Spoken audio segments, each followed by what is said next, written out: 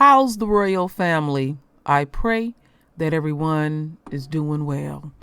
This is an interesting story, my royal family, something that the media is trying to be very hush hush about, but I'm going to get loud about it. Just to let the royal family know, I'm going to do a premiere on the true royal family, and then also I'm going to do a premiere on True Royal about this story. Okay, so it says a bishop from the church who urged authorities to try the girl as an adult told reporters she idolized the convicted Charleston church shooter, and they should have put Dylann Roof. See how they do things in the media, because if you just put Dylann Roof, we know exactly what's going on. So I'm going to read an article, but not this particular one. But I like the picture here. An article that I'm going to read, my royal family. I'm going to read it off of my other computer, and it's a little bit better on my eyes today.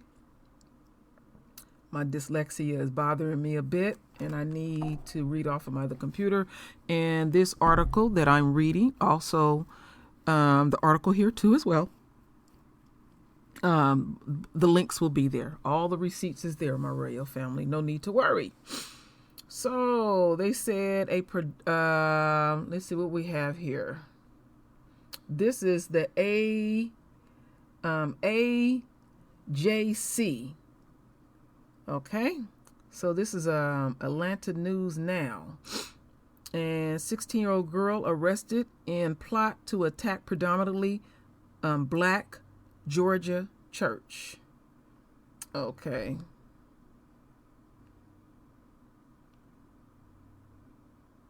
So they saying here that after police announced they arrested a 16-year-old girl, they should have said white girl, who allegedly planned to visit the predominantly black church that night and kill those inside. The teen, who was white, planned to attack Bethel African Methodist Episcopal Church, according to Gainesville police.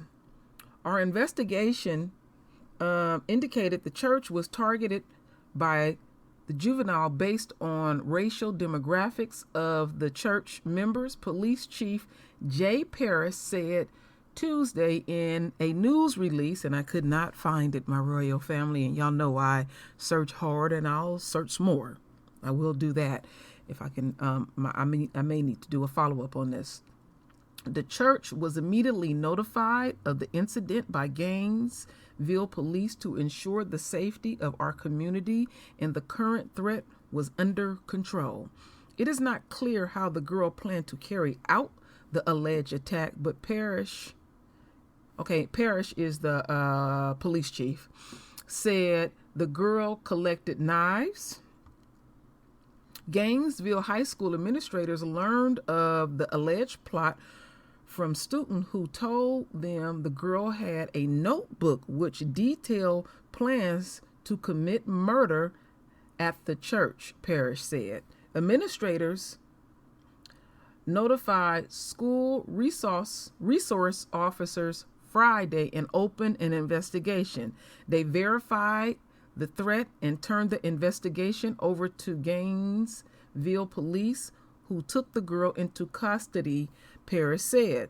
She was charged with criminal attempt to commit murder and taken to the Gainesville Regional Youth Detention Center. Investigators aren't sure how long the teen had allegedly been planning the attack, but disturbing information and drawings police found indicated the plot had been in the works for at least 2 weeks, according to Gainesville police spokesman Sergeant Kevin Holbrook. Her name has not been released.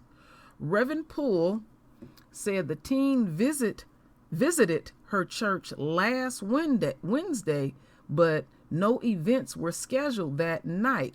Bible study is usually held on Wednesday nights. While we are very concerned about this incident, we are not surprised, Bishop Jackson said in a statement Tuesday. Hate crimes and domestic terrorism has been on the rise for many years, but it is unfortunate we cannot have this perpetrator prosecuted on hate crimes in Georgia because there is no law on the books to address it. Georgia is one of the 4 states without a hate crimes law, which allows for steeper penalties against certain biases related crimes. Okay, and then he names off other states. This is not necessary. Let me see what else we have here.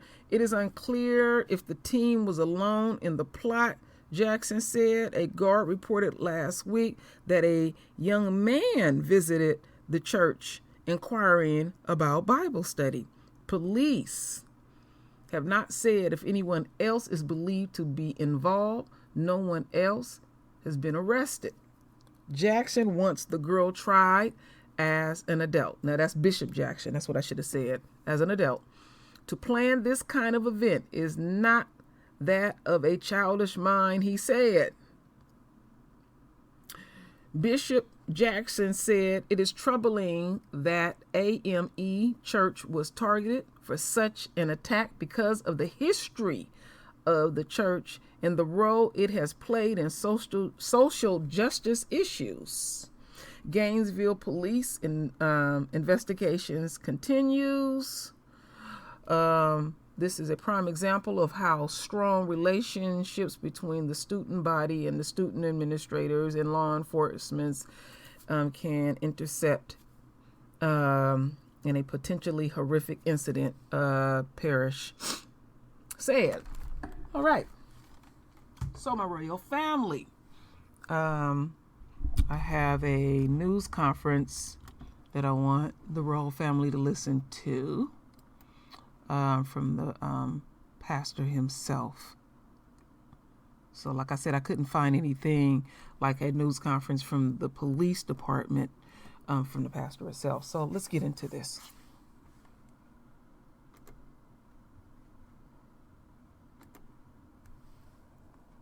Okay, I don't have the sound up. You can put them up here, it might be a little better. Unless you want to sit in them.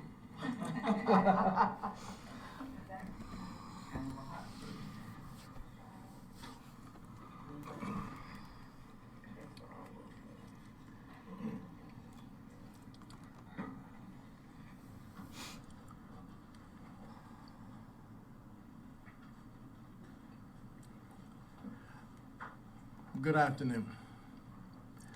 Let me thank you for coming at such short notice. We are terribly saddened, but also greatly troubled by what has happened in Gainesville, Georgia. More specifically, what has happened involving Bethel AME Church in Gainesville. I'm Reginald Jackson, the presiding bishop of the 6th Episcopal District of the AME Church. To my right is Pastor Michelle Riser Poole, the pastor of Bethel Church, Gainesville. And to my left is Mr. Boykin Edwards, who was the attorney for the 6th Episcopal District. Let me say that first of all, we are thankful to God that this plot was stopped before anybody was either killed or injured. It is even more troubling that a 16-year-old girl idolized Dylan Roof, who carried out the massacre at Mother Emanuel Church in Charleston, South Carolina. Idolizing him and sharing the same ideology, she plotted to accomplish the same at Bethel Church in Gainesville. This incident raises very serious issues and also raises questions that need to be answered. First of all, let me make it very clear that we are insisting that this young lady be tried as an adult. We call upon the district attorney to try her as an adult. To plan this kind of an event is not that of a childish mind. This took some planning. The fact that she had a notebook and a backpack which detailed what she planned to do, and the classmates at school, either she shared it with them, but somehow they saw it. And we are thankful to those students who informed personnel at the school of what she planned to do. Thankful for the counselors at the school who notified the resource officer, who in turn notified the police. And it is troubling that as a minister, that I would have to say that I am glad, that we are glad, that Bethel Gainesville did not have Bible study on last Wednesday night. If they had had Bible study and she copied Dylan Roof, came in purportedly to study the Word, and then to pull off a massacre, raises serious questions. It also raises the question that she is a minor. What do her parents know? Were they aware of her thinking? Were they aware of what she was planning to do? This is information that we need to know. Furthermore, this raises troubling questions because others at the school, did anybody there know anything other than those who saw her notebook? These are questions that we need answered. The other thing troubling is the fact that she singled out an AME church. Again, Dylan Roof massacred people at Mother Emanuel AME Church. And I want you to know I am concerned. And I discussed this matter with a couple of the bishops across the country this afternoon. I am concerned if in fact the AME Church is targeted in people's mind because of its history, because of the role that it's played in issues of social justice across the country. So that is an issue that is really pressing upon us. I call upon all of our churches, all of our temples, and all of our mosques to take the issue of security seriously. No longer in the United States of America can you go to church and feel safe and secure. And I'm even more concerned that it's not just a church, but do you have to be scared to go to an AME church because our denomination is targeted?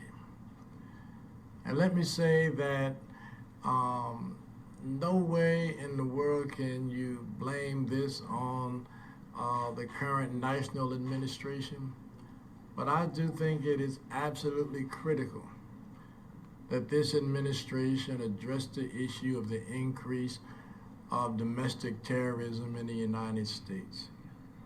Domestic terrorism is on the increase. And so it is not enough simply to address one incident. I believe the president needs to address the nation on the issue of domestic terrorism. The FBI has reported for the last number of years that there is an increase in domestic terrorism, and yet at the national level, at the Justice Department, there does not appear to be a concerted effort to address this issue. In addition to that, we are concerned, and the pastor and I have talked, and Attorney Edwards, we are concerned because we're not sure that this young woman is the only one involved in this plot.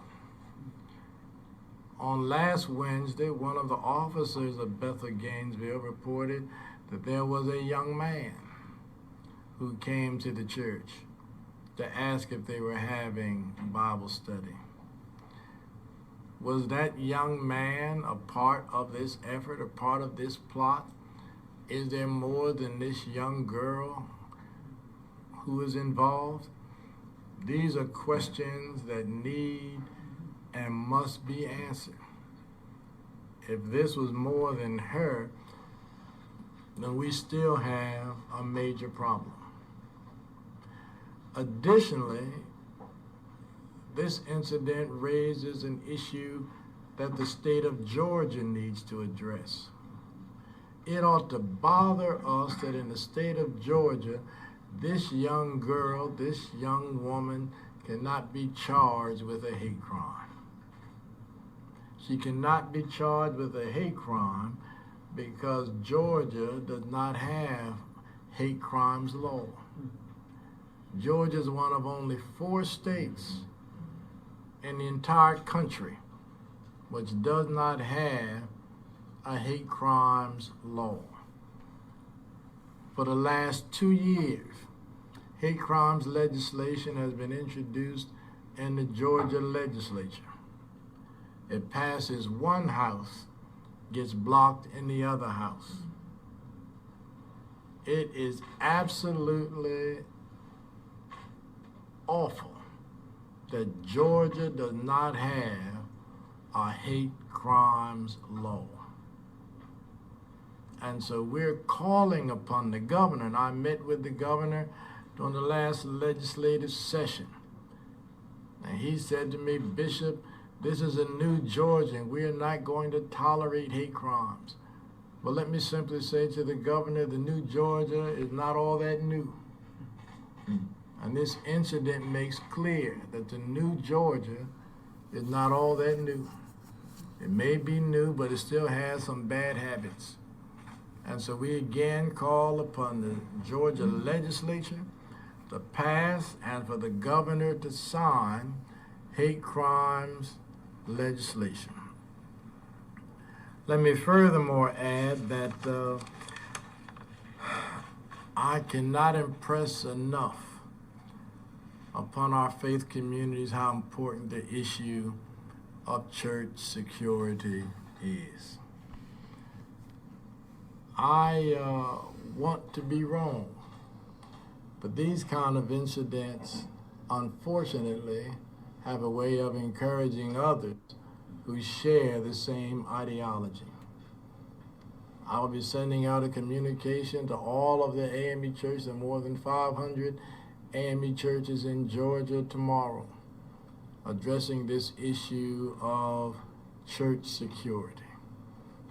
I believe it is a pressing issue, and I'm not sure that our local police departments have the capacity to handle it. 2 years ago at one of our churches in Fort Valley, while they were in church, someone poured gasoline around the church, slashed the tires of 12 to 14 cars. We met with the local police in Fort Valley. There was no follow-through, there was no follow-up. We have no idea how bad hate crimes are in Georgia because there's no record of it. So this incident calls to our attention the need to do a number of things. And I want to make it very clear that the AME Church in Georgia does not intend to let this incident go quietly. We want this young woman charged as an adult, and we want the state legislature to pass hate crimes legislation, and we want to make sure that this issue does not become a recurring incident in Georgia. I'll entertain any questions anybody has. What would you want to say to the teenage girl and her parents, or at least definitely her if she's listening?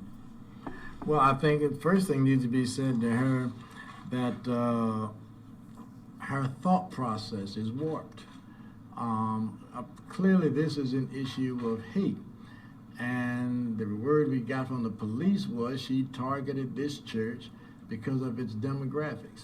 Its demographics, these are Africans, it's an African American church. This is an issue of hate. We love her. We're going to pray for her.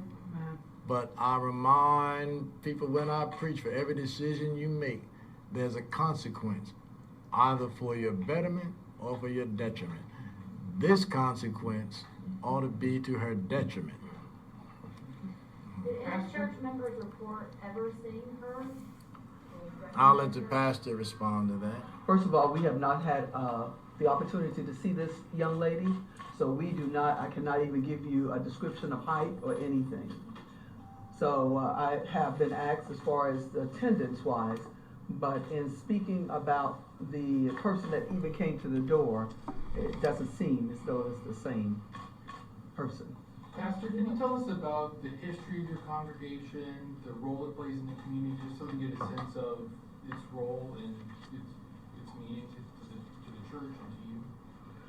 Well, our role in the congregation, not only saying we praise and worship, but then we go out to serve. So we are there to serve those who stand in need. Many times we may also have to take care within the house, but we're all throughout the community. This is, I may not live in the community physically, but my members do. So then a major part of my service is to hear the social actions, to hear what is going on, so that we can be proactive, we can be involved. What is the feeling amongst your congregation right now? You've been able to speak with any church members? I made sure to speak to them on Sunday mornings. After finding this out on Friday, I wanted them to hear from me. And so therefore, I tried to let them know, let us be not afraid, because it tells us that God is with us. And for our protection, I'm just letting them know things that we were going to have to do or address at the church in order to maintain safety. I try to remind them not to use that as an excuse not to come to church. So therefore, because I pointed out all the things that are going on in society. You could be driving, you could be sitting in your home, you could be sleeping. So I tried to point that out. What kind of upgrades, Pastor, will you be adding, or can you say, to your security? Well, of course, we had already, ever since I was the pastor there, I have the back door locked as soon as worship starts. I tried to reinforce with my ushers that they're the first line security. And then I have also addressed it with a group in the community so that hopefully the community will be even on a watch. So we are just trying to do a few more things. I tried to make sure about the lighting in the area since I've been the pastor at that church. Do you need a security guard? Maybe yes and no, but at the same time, as I had pointed out, if I was being an advocate, if I wanted to play the advocate role, if I watch even with a security guard, I still can sneak in and do what I want to. So we're just a prayer also. I did go up to the church on Friday just to pray as soon as I found out about it. Yeah, we had last year a workshop dealing with the issue of church security, and a number of churches now do have officers on duty doing, for example, Dr. William Watley, St. Philip Church, for example, armed security. And I tell all of them that when service starts, make sure all the doors are locked, especially if I'm preaching at that church on Sunday morning. I want all the doors locked. But again, I think I'm going to have another session because the fact of the matter is this situation is not getting better. It's getting worse. Does anybody have a connection, Bishop or Pastor, to Mother Emanuel? You know what I mean? When you first heard, what was going through your mind? And Mother Emanuel immediately came to my mind. I personally have a very close relationship with Mother Emanuel Church in Charleston. In fact, I'm going to give a call to the pastor at Mother Emanuel this evening. And again, I've got a number of calls from some of the bishops around the church already. And again, there is great concern among AMEs if in fact this denomination has a target on its back. Because it is African Methodist Episcopal. Correct. And primarily most of our congregants are African American. And so to be frank with you, it is very troubling. It is very troubling. So I'm clear on the safety issue again, and any upgrades you're thinking of making, is that something that you are considering bringing in some kind of armed security guard or even police officers to be there on, you know? But the city of Gainesville has already stepped up, even on Sunday. They, as far as even the patrol, are welcome to even come inside and sit while we have worship. But they have already stepped up and assured me that it will be a continual, not something that fades away, that this will be continual. And of course, I will definitely look into it. We have other points that we would like to do. We already had, security as far as the security system within the church. We had that already. So now maybe I'm looking at maybe videos and cameras more. Yeah. How many AME churches are in the metro Atlanta area around your estimation? I would say around 70 at least. 70. Yeah. Matter of fact, I did have a conversation with the FBI this afternoon, and they will be involved in this matter, and we'll be arranging a meeting because, again, I'm just very concerned about AME churches. Because you said it had it happen on Bible study night. When is Bible study night? Is it Wednesday? Yes. So possibly you can have security for Bible study, huh? At all AME churches. You're warning Bishop Estevry, all the churches. Yeah, all the I'm gonna send a notice to all the AME churches in Georgia, and to be frank with you, you're gonna have people now maybe afraid to come to a church on a Wednesday night, especially for example, we had a church in outside of Macon, which for the last several years had been spray painted, Target and all. We finally closed down that church. So again, these are problems which are not new, and rather than decreasing, it seems as if they're increasing. The last question I have is, you mentioned about the governor hate crimes laws and everything, and you said you're not going to let this go away. What is the what else, or else? Is there an or else? Because sometimes, even in the media, we hear things that people say we're not going to let it go away, but then people forget, time passes. Well, I came to Georgia from New Jersey. Me too. And in what part of New Jersey? South Jersey, Delran. Pray for you. But we had a terrible problem in New Jersey with racial profiling. And we organized 600 black preachers. Again, Dr. Watley back here was one of them. And we took on the New Jersey State Police, and they told us I had a meeting with the governor, the Attorney General, and they stood us down that what they were not going to do. All I tell you today is New Jersey is the only state in the nation that has a law that racial profiling is a crime. And so just as nothing changes without pressure. And so I just want to show the governor and the members of the legislature there will be pressure on this issue. Okay. Pastor, how many congregants does your church have? Approximately 40.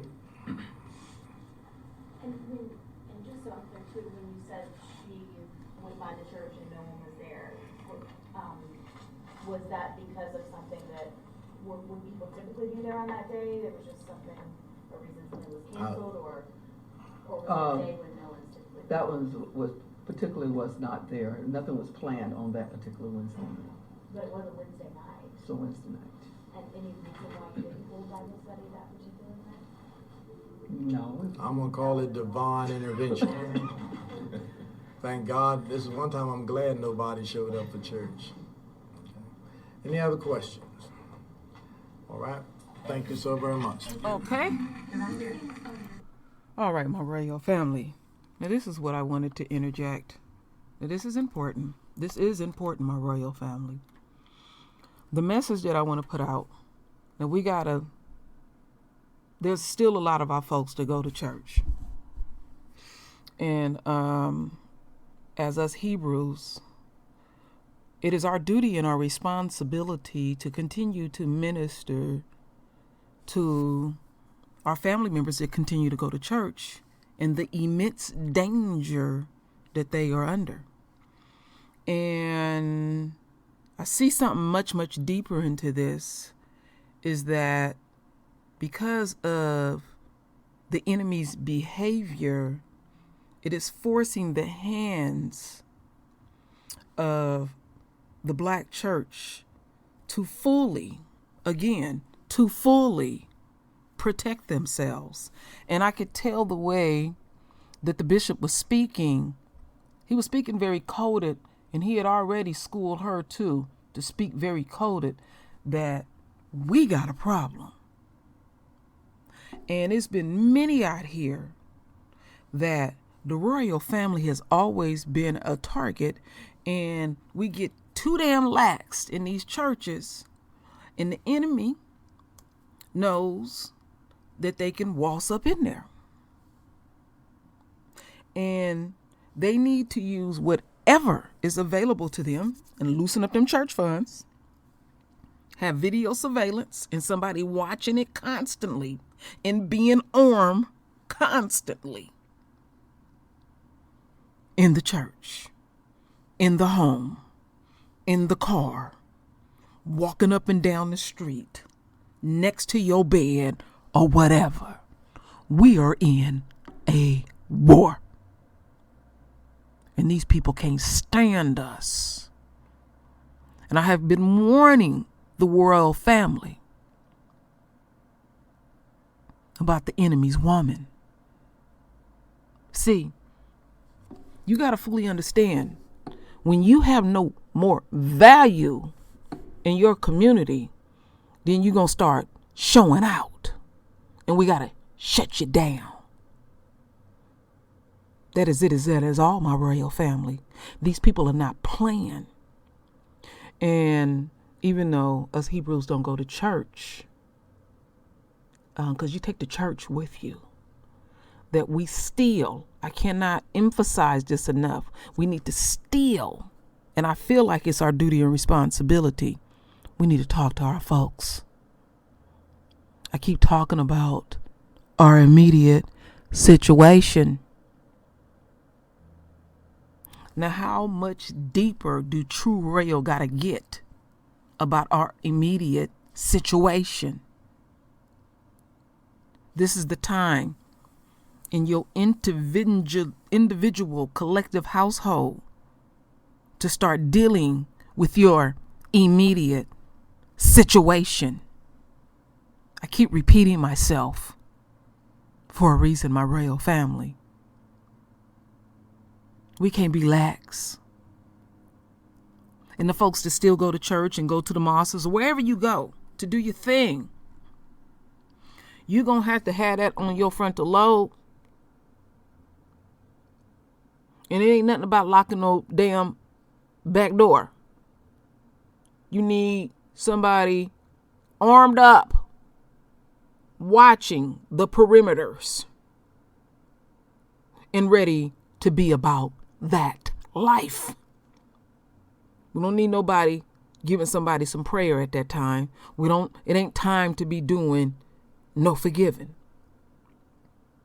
And I want to ask something as I close this out. My husband is in transition. He still goes to church, in and out, in and out. I don't go at all. And he told me that last Sunday, the pastor, because the church that my husband go to is the Church of Christ, and that is the same church that Botham Jean's family go to, that the pastor was not on no forgiveness tip at all. He was simply saying this is not right, and we need to look at that forgiveness, because they have exploited the royal family quite heavily on this forgiveness.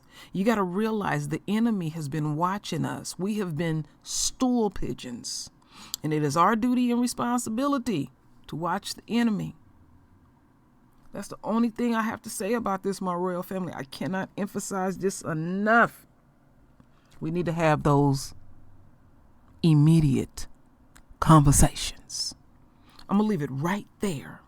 So, my royal family, render your voice with your beautiful divine words. And as always, my royal family, I thank you for your love. I thank you for your support. And with that said, Ashe.